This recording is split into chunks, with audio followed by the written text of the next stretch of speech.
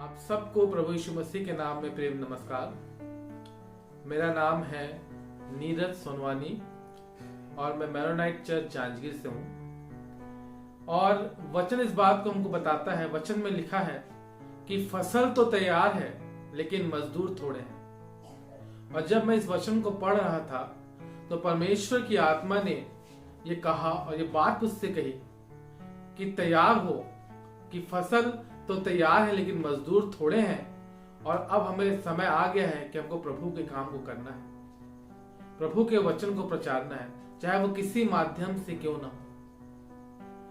और जब मैं इस वचन को पढ़ रहा था, लूका 8 उसका 15, यहाँ पे इस प्रकार लिखा हुआ है,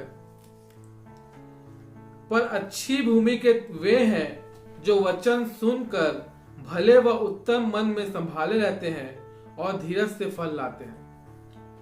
मैं बहुत दिन से सोच रहा था कि हम वचन तो सुनते हैं, हम हर रविवार और हम हर संडे हम चर्च जाते हैं, हम वचन सुनते हैं, हम बहुत सारे माध्यमों से वचन सुनते हैं, बहुत सारे पास्टर और प्रचारकों का हम वचन सुनते हैं, लेकिन मैं ये सोच रहा था कि हमारे जीवन में फल क्यों नहीं आ पाता है। Why we are fruitless? हमारे जीवन में फल क्यों नहीं है, हम फलदायक क्यों नहीं है। इतना वचन सुनने के बाद भी, इतने वचन पढ़ने के बाद भी हम उन फलों को अपने जीवन में क्यों नहीं देख पाते जो हमको जो हमारे जीवन में हमारे फल दिखने चाहिए। परमेश्वर का वचन बताता है गलतियों 5 उसका 22 में कि आत्मा के फल हैं जो हमारे जीवन में हम दिखने चाहिए।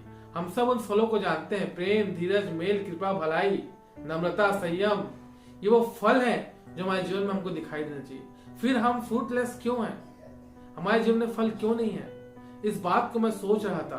और जब इस बात के लिए मैं प्रार्थना कर रहा था और वचन को पढ़ रहा था, तो ये वचन प्रभु ने जब मुझको दिया, इस वचन को मैं पहले भी पढ़ चुका हूं, लेकिन जब इस वचन को मैंने फिर से पढ़ा तो मुझे समझ में आया कि हम फल क्यों नहीं ला पा रहे। इस वचन को अगर आप ध्यान से पढ़ेंगे, लूका 8 उसका 15, तो यहाँ पे लिखा हुआ है, पर अच्छी भूमि के वे हैं जो वचन सुनकर भले और उत्तम मन में संभाले रहते हैं। आप समझ रहे हैं, वचन को सुनकर भले और उत्तम मन में संभाले रहते हैं। यह सारी बात है भले और उत्तम मन की।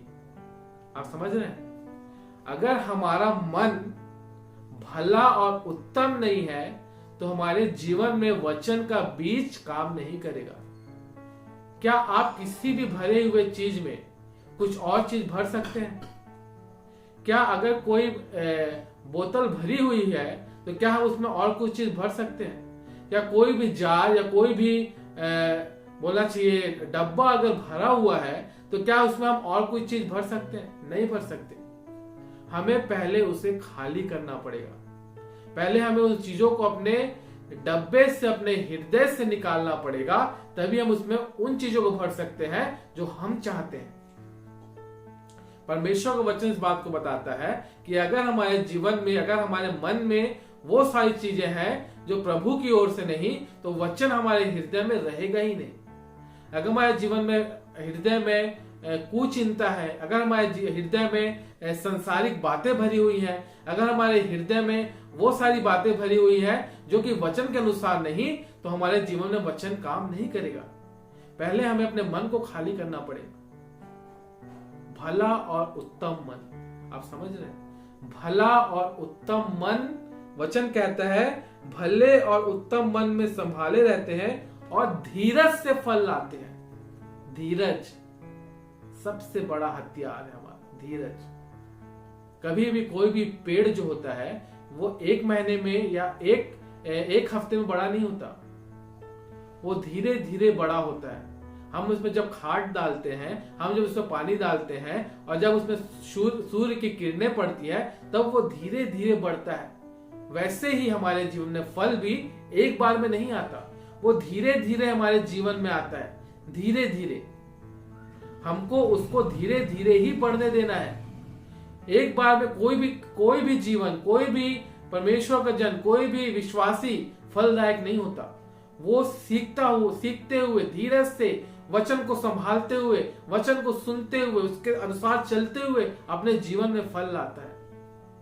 और यही हम चूक जाते हैं। हम जल्दी से फल लाने को चाहते हैं और जिस कारण से हमारे जीवन में फल नहीं आ पाता। धीरज से वचन को अपने हृदय में रख के उसके अनुसार चल के हम अपने जीवन में फल को ला सकते हैं। पौलुस कहता है कि मैं अपने शरीर को मारता और कूटता हूं। आप जानते हैं वचन हमको इस बात को बताता है कि हमें अपने आप को उस अनुसार चलना है जैसा हमको वचन कह रहा है, और उसके अनुसार जब हम चलते हैं तो हम फल अपने जीवन में लाते हैं। तो हमें इस बात को सीखना है भाइयों और बहनों कि जब तक अपने हम मन को उत्तम नहीं रखेंगे, अगर अपने हम मन को गंदी चीजों से भरे रहेंगे तो हम अपने जीवन में कभी भी फल नहीं ला सकते। क्योंकि फल तब तक नहीं आएगा जब तक हमारे हृदय में वचन का बीज बोया ना जाए और वो रहे नहीं हमारे हृदय में, और धीरज से हम उसको संभाल के अपने जीवन में फल ला सकते हैं। अगर हम अपने जीवन में फलदायक होना है, परमेश्वर जब पहुंचा अंजीर के पेड़ के पास और देखा कि फल नहीं है तो उसने उसे डांटा, उसने उसे श्रापित किया, और हम देखते हैं कि वो पेड़ सूख गया। और वचन भी इस बात को हमको बताता है कि जो पेड़ फल नहीं लाता वो काटा जाता है और आग में झोंका जाता है। हमें अपने जीवन में फलदायक होना बहुत ही आवश्यक है। हर एक व्यक्ति के जीवन में फल होना बहुत ही आवश्यक है, और फल जब तक हमारे जीवन में नहीं होगा हम एक ऐसे मसीही नहीं कहलाएंगे जो दूसरे को अपने जीवन में आकर्षित कर सके। फल को देख के ही तो लोग आकर्षित होते हैं। जानते हैं किसी फल को पेड़ को हम जब देखते हैं तो हम उसके नजदीक जाते हैं, हम उस फल को छूना चाहते हैं, हम उस फल को तोड़ना चाहते हैं। आप जानते हैं, और जब किसी मसीही के जीवन में लोग फल को देखते हैं ना, उन सारे आत्मा के 9 फल को देखते हैं, तो वो इस बात से खुशी और आनंद से भर जाते हैं और वो आपकी तरफ आकर्षित होते हैं, वो मसीह की तरफ आकर्षित होते हैं। जानते हैं, और जिस वृक्ष में फल नहीं होता, जिस जीवन में फल नहीं होता, वो सूख जाता है, ना वो अपने लिए काम आता है ना दूसरे के लिए। तो एक मसीही जीवन के लिए अगर हम फल लाना चाहते हैं भाइयों बहनों, अगर हम चाहते हैं कि हमारे जीवन में आत्मा संयम, नम्रता, दीनता और जितने भी फल हैं अगर हमारे जीवन में दिखाई दे, धीरज, कृपा, भलाई, तो हमें चाहिए कि हमें अपने हृदय को साफ और पवित्र रखना है। और जब हम वचन सुनने जाएं तो अपने मन को खाली करके जाएं। आप जान रहे हैं, जब हम अपने हृदय को खाली करके जाएंगे तो हम फल लाएंगे। हम अपने हृदय में वचन को रखेंगे और उसके अनुसार अपने जीवन में फल लाएंगे।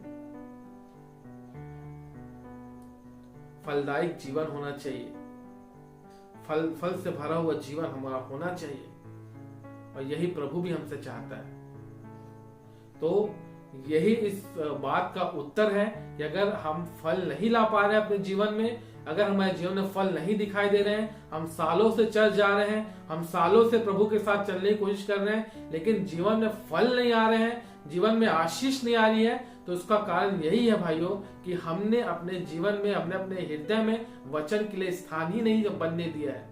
अगर अपने हृदय में हम जीवन में वचन के लिए स्थान देंगे तो हम जरूर ही फलदायक होंगे और हमारे जीवन में फल जरूर नजर आएगा। आप सबको प्रभु यीशु मसीह के नाम में मैं फिर से सलाम कहता हूं और आशा करता हूं कि इस वचन के द्वारा आप भी आशीषित हुए होंगे, और जितने इस वचन को सुने वो सब आशीषित हों और परमेश्वर का नाम ऊंचा उठाया जाए।